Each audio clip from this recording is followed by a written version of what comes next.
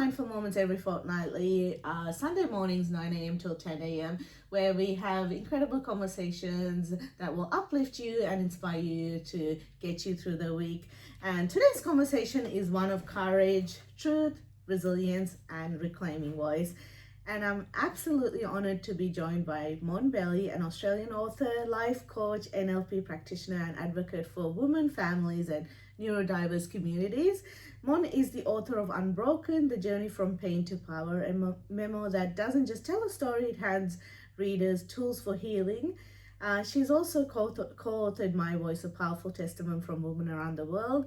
And she's also the founder of Inspire Life Coaching and an NLP Institute, supporting individuals living with autism, ADHD, trauma, and complex life challenges. So like many of us, Mon didn't choose trauma, but what she chose next is what's important.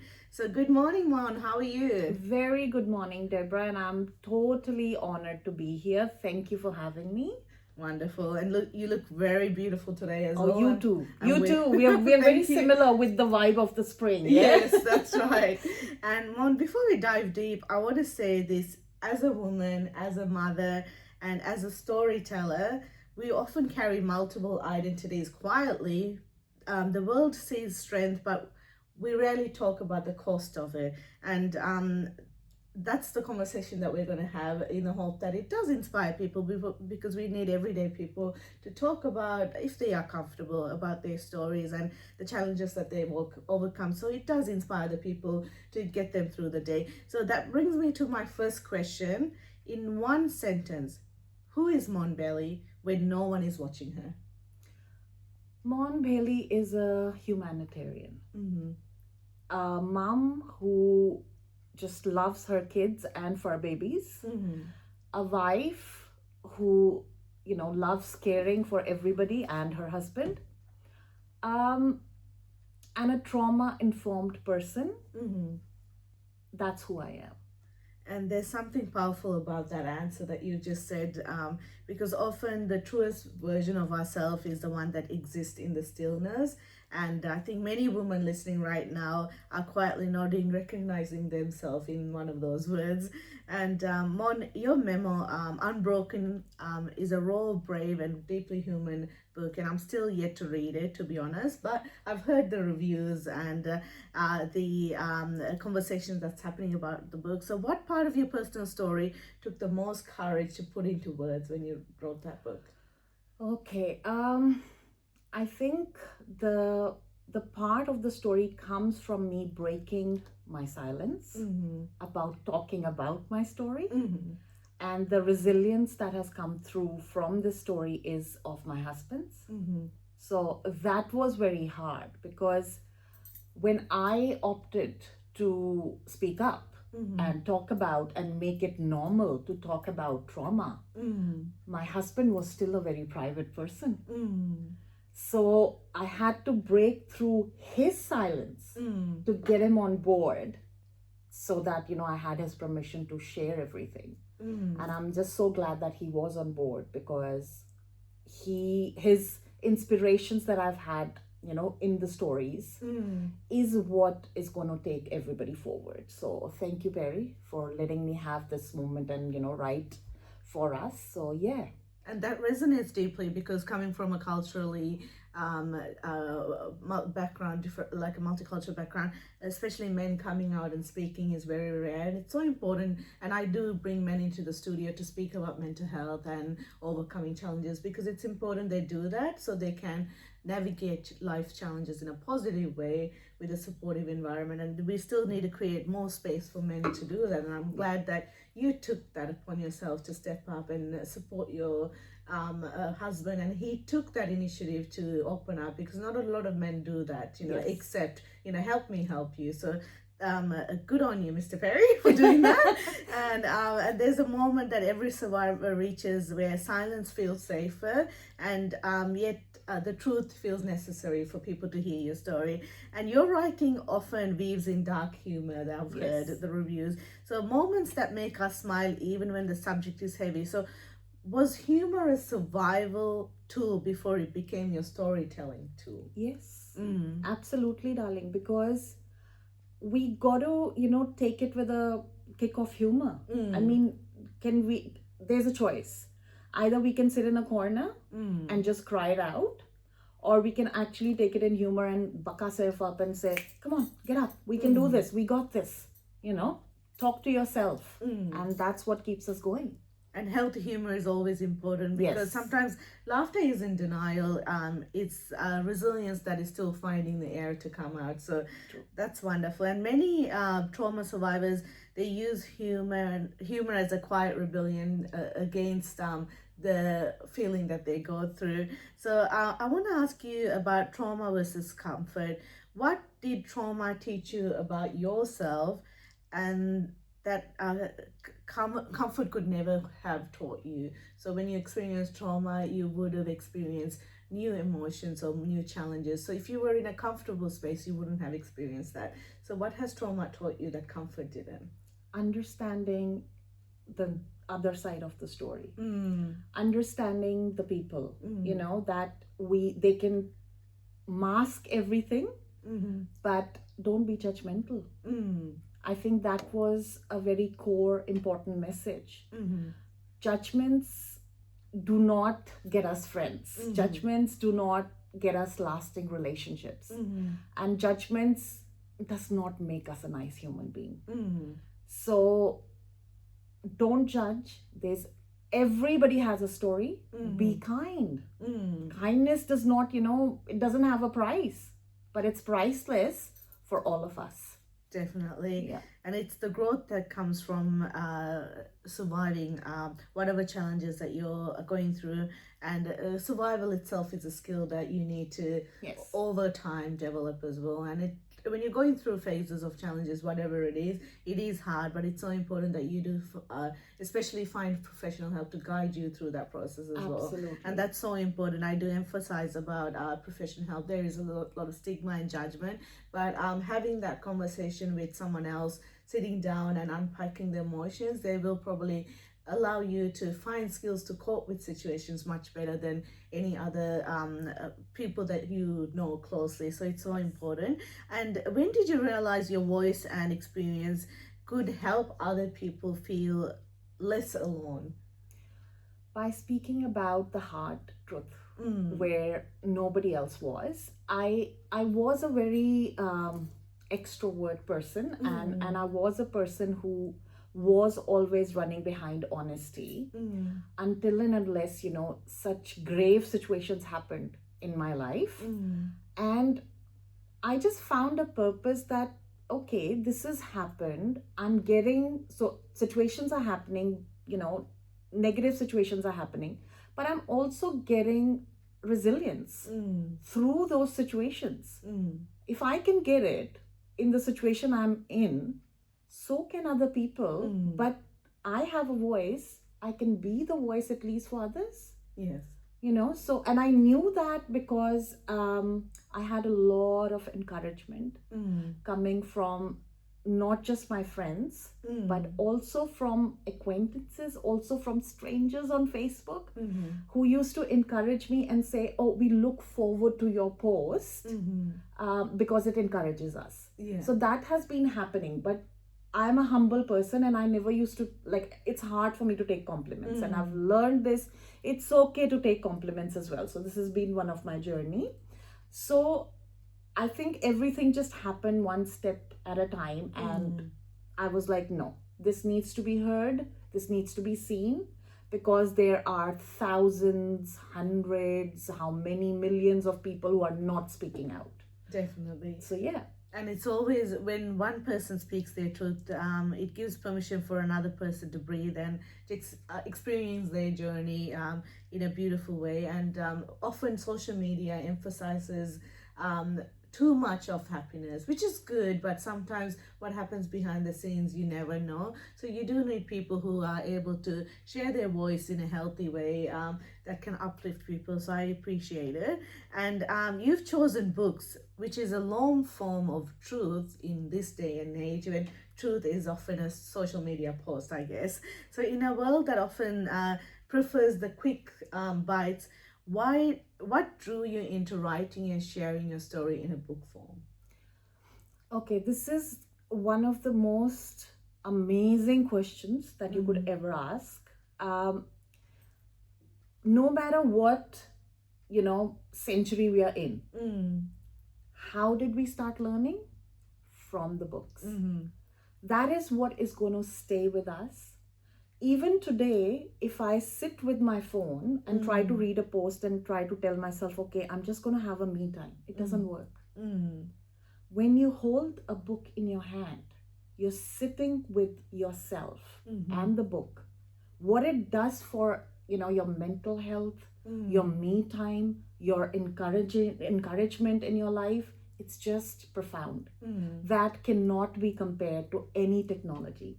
Technology comes, grows, fails. Books will stay forever. And it is what is started our life journey. It is going to stay till the end. Trust me on that. Definitely. Yeah. And you always leave a piece of yourself behind in a version of a book, and someone can actually read your story, generations later. And I'm so glad I work at a well-being space as an educator at a secondary school, and I'm so glad with the social media ban, because books are exploding and kids are starting to read, which is so important. And I was worried, especially having a toddler son at home, how is social media going to shape his learning? I'm so glad that that has happened, and the next generation is starting to pick up on the reading habit as well, and possibly they can get their hand on your book as well and be inspired, because we need those raw, real stories that can empower us as well. And I want to ask about resilience. We hear that word used so often everywhere, but rarely do we talk about what it looks like in the hardest of days. So what does resilience actually look like for you when things are heavy in your heart? Resilience looks like actually overcoming what has put you down. Like, it is fighting in yourself and telling yourself that your priority is you. Why it's you is because if you're not okay, whoever you're worrying about is not going to be okay. So when the priority comes and becomes yourself, that's when you start getting resilient. Okay, enough. I got to get up. I got to dress up. I got to own this, and I got to do this. So once you're like, actually, it's like you're rewiring your mind to think. I'm sorry, I'm going into the NLP mode. But yeah, so if you're rewiring your mind to actually think the opposite of what's happening, which is, trauma, you're going to kickstart yourself. It's going to happen. And if you need help, there's so many people there. I'm there, so people can get the help they need. Yeah, so resilience is about owning it. Resilience is about, it's okay. Whatever's happened, it happens. Let's move forward. Let's try to make what is happening right in front of us, be in the present moment, and keep going. And that just reminds me, as you said, resilience is something that you do. It's not about perfection. It's simply choosing today and showing up for yourself, getting dressed, having the coffee, and just getting through the day. And the resilience is a skill that you need to learn to accept or do over time, not just when the situation happens. And I've got a toddlers have little tantrums, and sometimes they want things instantly. Like we've got a little trip planned, and he's so absolutely obsessed with Percy trains, and I said, Mommy's booked Percy for you. So he got up this morning and said, Mommy, are we going to Percy? And I said, no, Mommy's going to radio. And he's like, no, don't go. So we had a tantrum, but I sat down. I said, okay, even if we're late for the show, that's okay. I sat down, had a conversation with him, showed the photos, saying, sometimes you just have to wait for things. So starting those conversations with kids, I encourage positive conversation with kids, and that's what I do professionally in the well-being space, and I do post about it on social media. So it's important that even from childhood, having that positive experience where you do know how to handle resilience, because when that situation happens, you don't have the tools. So it's about building those tools over time, and then when something challenging happens, you know how to look after yourself and how to overcome that challenge. So it's so important. It's not about perfection, it's showing up for yourself to the best that you have. And I want to talk about healing. It's rarely a solo journey, and it's so important that you do have good people around you to lift you up and let you rise with them. So what role did female friendship and community play in your healing? Oh, they have been absolutely Oscar winning friends, and the community, because I said that I'm an extrovert, so and I like to express myself, and I think that's one of my, because it's about, writing, even though it's on social media, that helps me release, that helps me overcome everything, and that helps me feel I'm not alone. So whenever this trauma or anything happens, my friends are there. They know, okay, she's going through something, we're just gonna tell her what to do. So it's not asking, okay, get ready, we're coming, we're picking you up, let's go out for dinner, let's go out for coffee. Because if they ask me, a person who's in trauma will always say no. Yes. Because we won't be willing to do it. Our first reaction, our body is going to be negative. It's always going to say no. They don't give me that chance. They've learned this with me. Yes. So, and community giving, the encouragement, the love, like I said, that I have, people who I don't even know are, giving me messages of encouragement. That's beautiful. Yeah. And it's always beautiful to see women holding each other, and it's not about fixing or judging. It's about letting her share her journey and celebrating her winning as well. So that's beautiful. Yes. And what was the most unexpected response that you've received since you shared your story publicly? Positive or negative? Up to you to share. Okay, so negative, none. Okay, that's good. So till now, so fingers crossed. But I'm open to criticism, and that's all right. Yeah. Positive, so many. I think one thing that I was surprised, or maybe I was really wanting to happen, which it did, is few of my friends who did not have the confidence to come on the screen on a video, after reading my book they could. So I think that was a big win, because they opened up. Even if it was like giving a review for me, it took them a lot of guts. Because there can be people who are comfortable behind, the screen or the cameras, but there are a lot of people who aren't. And I totally respect that, but it just gives me a big encouragement that, oh my God, after reading my book, they could do this. And that really makes me happy. That's wonderful. And it's about making sure that you do find the other people's talents and skills and bringing it out if they are comfortable to do so as well, as you said. Yes. So I want to talk about mental health. But while being visible, you are vulnerable as well. So how do you set boundaries and look after your mental health, Mon? If you are, yes, that's a fantastic question again. You're super intelligent. So it is, once you step into the zone of owning yourself and not people pleasing, you can be vulnerable, but you already have the boundaries set. Because you've broken the silence, so you've come into a zone of power. Yes.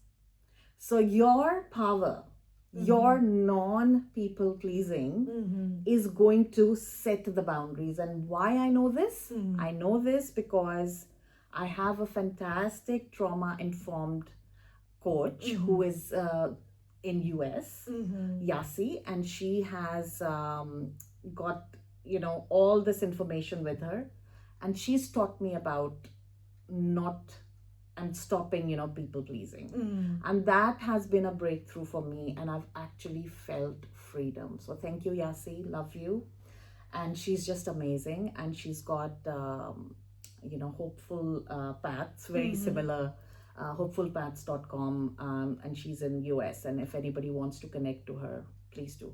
She's amazing. Wonderful. And how do people connect with Mon Bhelley or buy your book? Do you want to share that information to our listeners, please? Sure.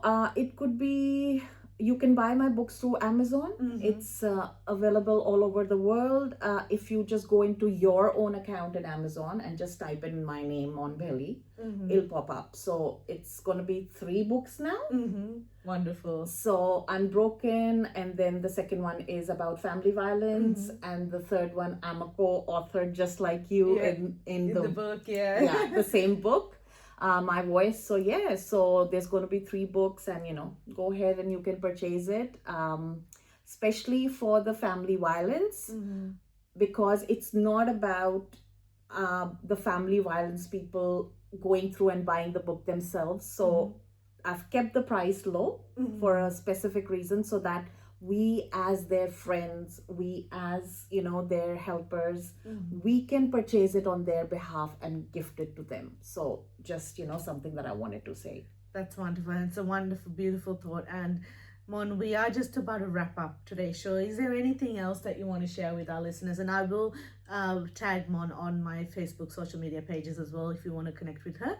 But anything else you want to share before we wrap up today's segment? I'm just really proud of you. Oh, thank you. I want to say that because you're doing a lot. And I love people like you who are out there. And the more I get to know you, the more I respect you and the more I love you. So I'm 100% sure we are going to be connected with each other, in the long run. Yeah. I hope I do a podcast for you one day. Oh, hope so. Yeah. So just, thinking aloud, but yeah, thank you for being you, and thank you for inviting me again. You're absolutely amazing.